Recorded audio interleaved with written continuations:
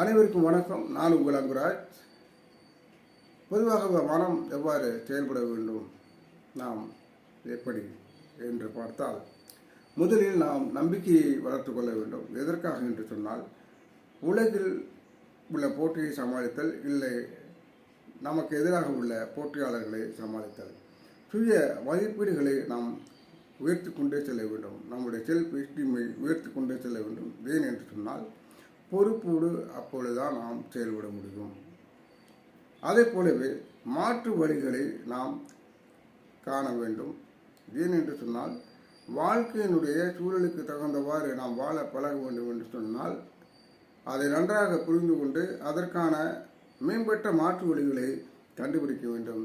இவ்வாறான மனநிலையை நாம் வளர்த்து கொண்டோம் என்று சொன்னால், நிச்சயமாக சலிப்பு, வெறுப்பு, சோர்வு இல்லாமல் நாம் சுறுசுறுப்பாக செயல்பட